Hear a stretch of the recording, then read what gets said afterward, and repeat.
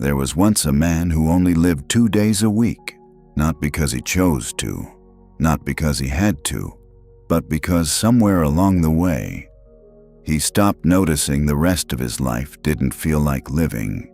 He believed he lived 7 days. Most people do, but if you watched closely, that wasn't what was happening at all. Every morning began the same way. An alarm, too early, too loud. A few seconds of silence before the weight of the day arrived. There was nothing obviously wrong, no crisis, no clear problem, just a quiet feeling that the day ahead did not belong to him. He would get up anyway, because that's what you do. At first, he thought the feeling meant something was wrong with him, that maybe he was behind, that maybe he hadn't figured life out yet, because when he looked around, no one else seemed to hesitate. Everyone moved with direction, with certainty, with purpose. At least, that's how it looked. Monday became something to endure. Tuesday passed without much thought. Wednesday was just the middle. Thursday carried a quiet anticipation. And Friday felt like something opening. Not because life had changed, but because something had finally ended. That was the first sign. But he didn't see it yet. Saturday was different. Time moved slower. His body felt lighter. The world felt closer. For a moment, he felt like himself again, not performing, not pushing, not waiting, just present. And because of that, he began to believe something, that this was what life was supposed to feel like. But Sunday told a different story, because even while the day was still unfolding, something else had already begun. A quiet awareness that it wouldn't last. And by the evening, the feeling returned. Not loudly, not dramatically, just enough to be noticed. Monday was coming. He never questioned the pattern. Why would he? Everyone lived like this.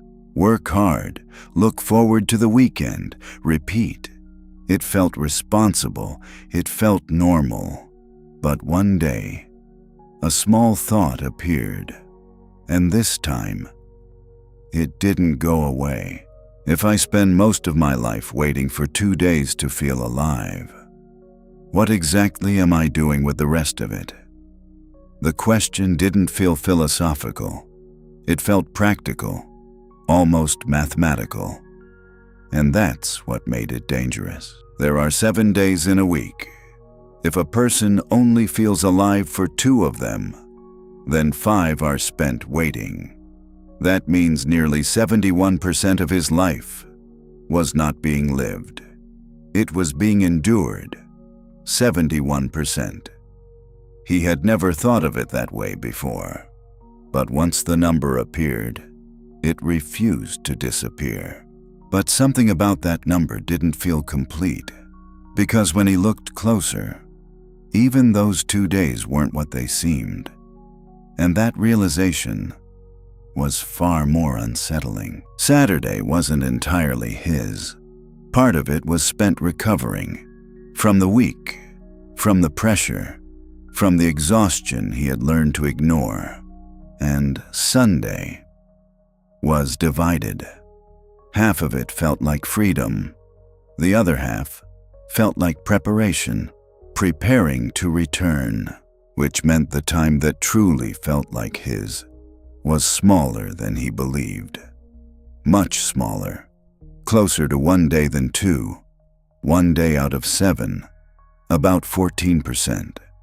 He had spent years calling it a full life, but most of it had never really felt like his. And still, nothing about his life looked wrong.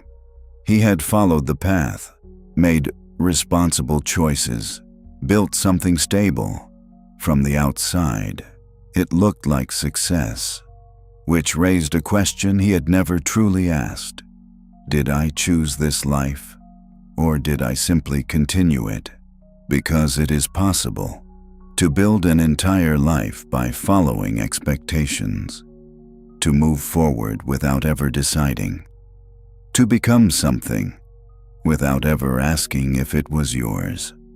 And when that happens, a person can spend years protecting a life they never consciously chose. Time doesn't pause while you figure it out. It moves quietly.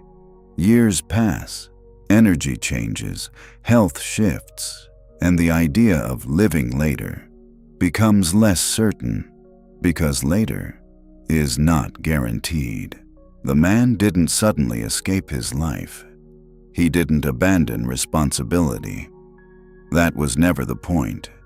But something inside him changed.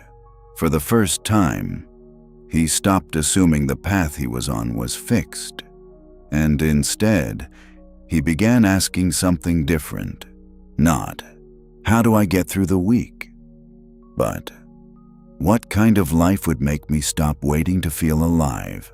Most people don't realize they're doing this, because the life looks correct.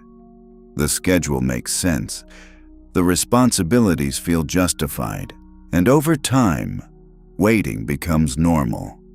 But normal has a cost, because if you spend most of your life waiting to feel alive, you may never notice how much of it has already passed. So the question is not, how do you get through the week?